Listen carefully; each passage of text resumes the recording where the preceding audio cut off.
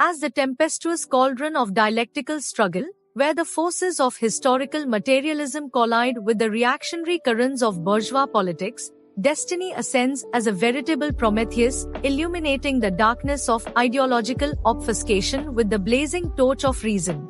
And Anna Kasparian, I mean, I'm not a big fan of hers anyway because she wasn't going to vote for Biden in the first place. If you actually watch the Young Turks content at all, they are more critical of the Democrats even now. 1,000,000%, bro, over the Israel-Palestine stuff. And I couldn't get Cenk to admit it. I wish I had a clip, but I'm almost positive I've watched both of them talk about how they couldn't ever bring themselves to vote for like a genocide supporter or Genocide Joe. I think I've seen Emma Vinklin call him. Like, I don't think these people were ever voting for Biden ever, yeah. But well, Anna definitely. Cenk may or may not have come out and said it, but I've seen clips where Anna said, and this was months ago, that she wasn't going to vote for Biden. I mean, she also bitches about Democrats when, in my opinion, she really has no merit to do so. So, like right now, for example, Republicans are in control of the House. So Democrats, and this is just simply the case, they do not have the power to even bring forth legislation.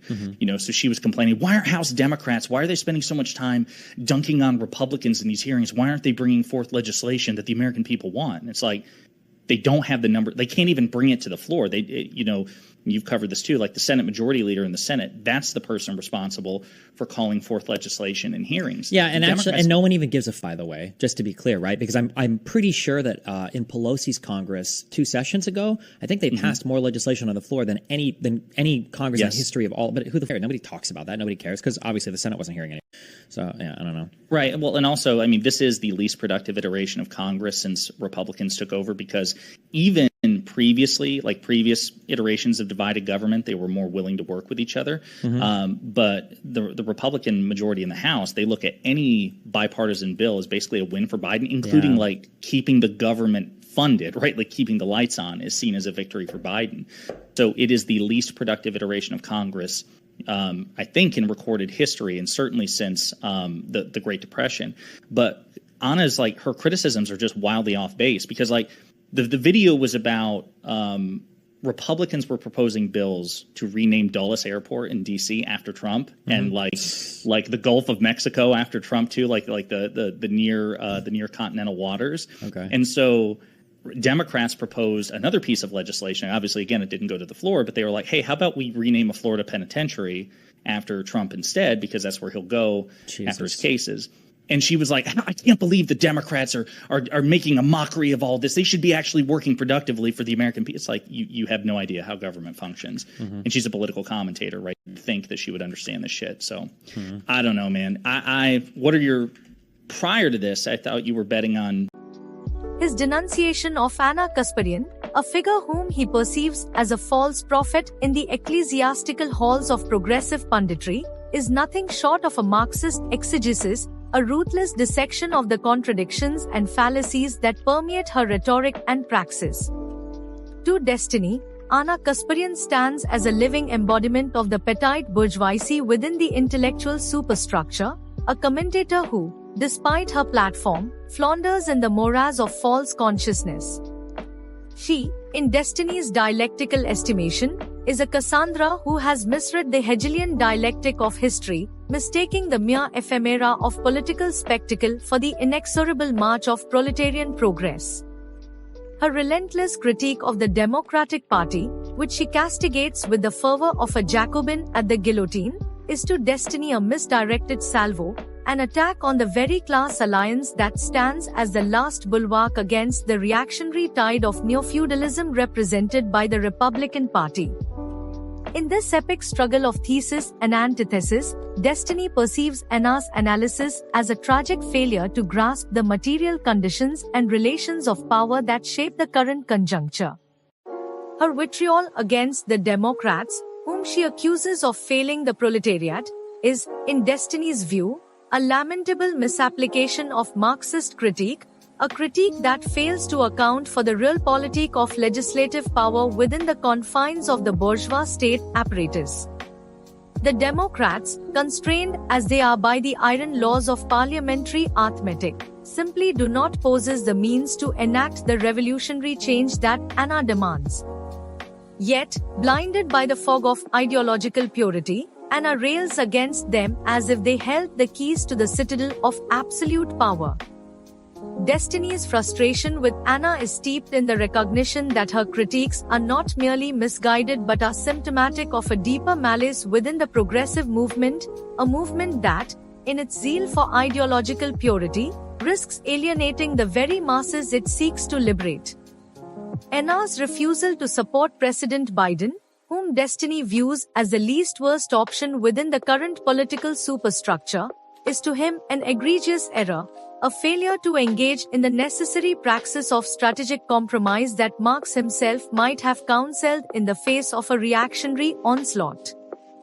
This, in Destiny's dialectical framework, is the crux of the problem. Anna's rejection of Biden is not an act of revolutionary defiance, but a descent into the nihilism of pure critique, devoid of the practical engagement required to shift the balance of power in favor of the proletariat. Destiny's critique of Anna extends to her misunderstanding of the state apparatus, particularly her scorn for the symbolic gestures employed by the Democrats in a Congress dominated by reactionary forces. These gestures, which Anna dismisses as mere theatrics, are, in Destiny's analysis, necessary maneuvers within the ideological superstructure, tactics designed to expose the contradictions of the bourgeois state and to rally the masses to the cause of progress. Yet, Anna, in her fervor, fails to see the strategic value of these actions, condemning them as distractions when they are, in fact, part of the larger dialectical process of consciousness raising. Moreover, Destiny perceives Anna's analysis as fundamentally ahistorical, a failure to understand the unique conditions of the present moment within the broader sweep of historical materialism. The current Congress, paralyzed by the reactionary intransigence of the Republican majority, represents the nadir of bourgeois parliamentary decadence. In this context, Destiny argues, it is disingenuous for Anna to blame the Democrats for their inability to pass progressive legislation when the real culprits are the reactionary forces that dominate the political landscape. This, Destiny contends, is a fundamental misreading of the dynamics of class struggle, one that undermines Anna's credibility as a commentator and as a self-proclaimed Marxist. In the realm of ideological struggle, Destiny views Anna's critiques as not only misplaced but as dangerously counterproductive. By focusing her ire on the Democrats, she inadvertently plays into the hands of the reactionary forces that seek to maintain the status quo. This, in Destiny's Marxist analysis, is the ultimate betrayal, a failure to recognize that the real enemy is not the imperfect efforts of the Democrats, but the forces of capital and reaction that lurk behind the scenes, manipulating the apparatus of the state to their own ends. Destiny's disdain for Anna is further exacerbated by what he perceives as her selective application of Marxist critique. She lambasts the Democrats for their symbolic gestures, yet she fails to apply the same rigorous analysis to the actions of the Republican Party, whose policies represent a far greater threat to the proletariat.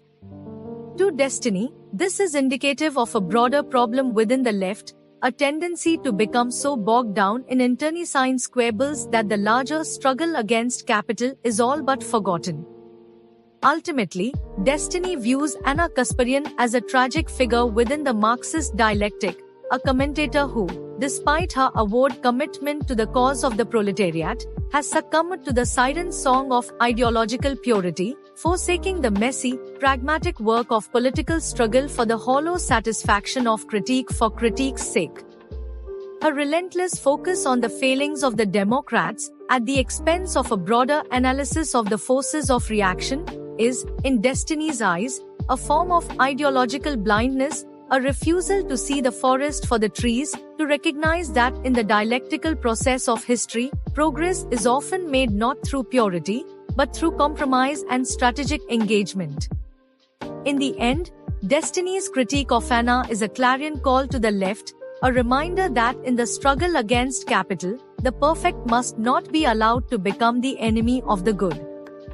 He urges his audience to embrace the dialectical process, to engage with the material conditions of the present moment, and to recognize that in the arena of politics, victory is not achieved through purity, but through the ruthless application of strategy and the willingness to make the necessary compromises. In this, Destiny positions himself as the vanguard of a new Marxist praxis, one that rejects the hollow critiques of the past and embraces the hard, practical work of building a better future for the proletariat.